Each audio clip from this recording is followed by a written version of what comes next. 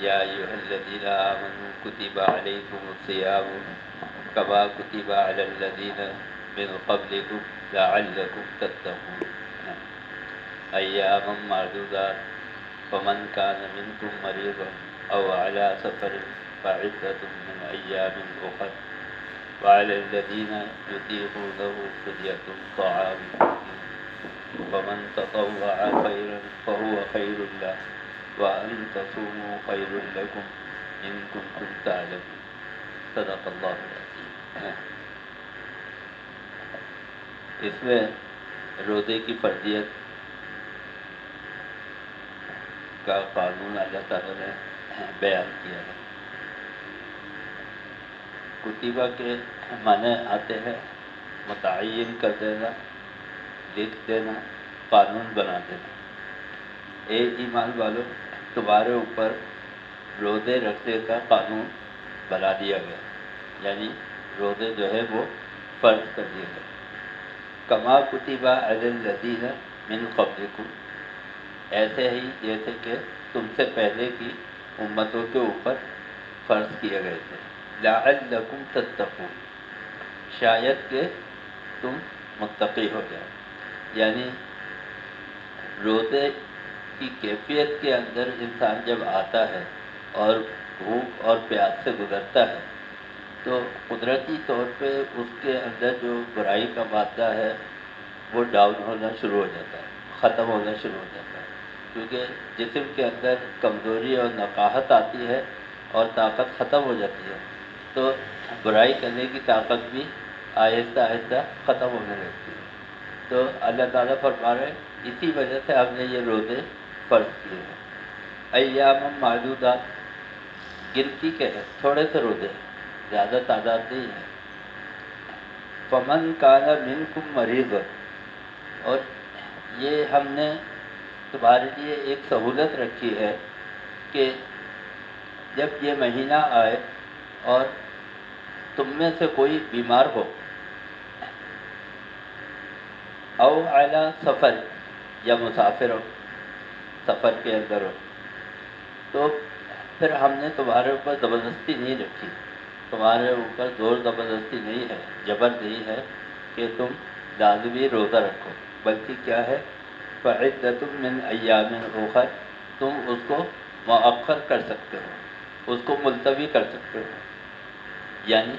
بعد کے لیے۔ وعلی الذین یطیقونہ فدیۃ طعام مسکین، اور اگر تم چاہو تو تمہارے لیے ایک سہولت یہ بھی ہے کہ تم روزے کے بدلے میں فدیہ دے دو۔ اگر تم مریض ہو تب بھی فدیہ دے سکتے ہو، اور اگر تم مسافر ہو تب بھی فدیہ دے سکتے ہو۔ یہ نہیں ہے کہ بیمار ہونا ہی لازمی ہے، مطلب یہ کوئی بھی ایسی چیز جس سے آدمی مشقت کے اندر آ جائے، بیماری کی وجہ سے مرض بڑھنے کا اندیشہ ہو، اور سفر کے اندر ہونے کی وجہ سے کسی تکلیف کے اندر مبتلا ہونے کا خطرہ ہو، تو دونوں صورتوں میں اللہ تعالیٰ نے فدیے کا حکم دیا کہ تم فدیہ ادا کر سکتے ہو۔ ورنہ اگر یہ قانون خدا کا قانون نہیں ہوتا اور کسی مخلوق کا یا کسی حکومت کا قانون ہوتا تو وہاں پر یہ لازمی اور ضروری قرار دیا جاتا کہ نہیں، چاہے تم بیمار ہو، چاہے تم سفر میں ہو، روزہ رکھو۔ بالکل ایسے ہی جیسے کوئی آدمی ملازمت کرتا ہے، سرکاری ملازمت ہو یا پرائیویٹ ملازمت ہو، تو اس کا باس اس کو کہتا ہے کہ تمہیں جتنے دن آؤ گے اتنے دن کی تمہیں تنخواہ ملے گی، اگر تم چھٹی کرو گے تو تنخواہ کٹے گی، اور بعض صورتوں میں وہ کہتا ہے کہ ہر صورت میں تمہیں ڈیوٹی کے اوپر آنا ہوگا۔ تو اللہ تعالیٰ چاہتے تو یہ قانون بھی بنا سکتے تھے، لیکن اللہ تعالیٰ نے رعایت رکھی اور ایک گنجائش رکھی کہ ہمارے اوپر بھاری نہ پڑے، تو اللہ تعالیٰ فرماتے ہیں کہ مسکین کو کھانا کھلا دو، 2 وقت کا کھانا جو ہے وہ کسی بھی مسکین کو کھلانا ایک روزے کے بدلے وہ فدیہ ہے۔ فمن تطوع خیرا فہو خیر اللہ، اور اللہ تعالیٰ فرماتے ہیں کہ اگر تم بھلائی کرنا چاہتے ہو تو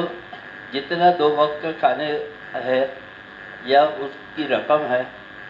اس سے زیادہ رقم بھی تم دے سکتے ہو، اس سے زیادہ کھانا بھی تم دے سکتے ہو، یہ ہم نے صرف ایک قانون بنایا ہے کہ 2 وقت کا کھانا کم سے کم فدیہ ہے، اس سے زیادہ اگر تم کرنا چاہو تو فہو خیر اللہ، یہ بہت اعلیٰ درجے کی بات ہے، بہت بہتر ہے۔ وَأَن تَصُومُوا خَيْرٌ لَكُمْ، اور اللہ تعالیٰ فرما رہے ہیں کہ یہ آپشن تو ہم نے تمہیں دیا ہے کہ تم فدیہ ادا کر دو اگر تم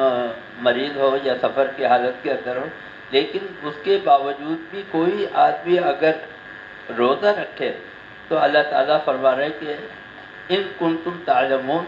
یہ فضیلت کے اندر بڑھی بھی بات ہے، یعنی یہ افضل درجے کی بات ہے کہ وہ روزہ رکھ لے۔ تو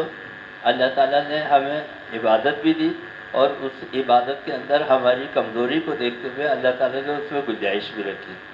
اور اسی طرح ایک گنجائش یہ بھی ہے کہ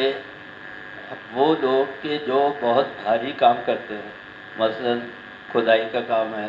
دھوپ کے اندر مشقت کا کام ہے، کوئی محنت کا کام ہے، تو ان کے لیے بھی یہ گنجائش ہوتی ہے کہ اگر وہ اس حالت کے اندر روزہ نہ رکھ سکتے ہو، یا ان کے بیمار ہونے کا یا جان کا خطرہ ہو، تو وہ بھی روزوں کو مؤخر کر سکتے ہیں اور اس کو پھر بعد میں رکھ سکتے ہیں۔ مثلا مئی کا مہینہ ہے، جون کا مہینہ ہے، اور ان کے سخت محنت کا کام ہے، مشقت کا کام ہے، تو وہ اس وقت روزوں کو مؤخر کر دیں اگر ان کو جان کا یا بیماری کا یا تکلیف کا یا نقصان کا خطرہ ہے، اور اس کو بعد والے دنوں میں پورا کر دیں۔ اللہ تعالیٰ ہمیں اور آپ کو سب کو عمل کی توفیق عطا فرمائے۔ اللہم ارنا الحق حقا وارزقنا اتباعہ، وارنا الباطل باطلا وارزقنا اجتنابہ، وصلی اللہ تعالی علی خیر خلقہ محمد وآلہ۔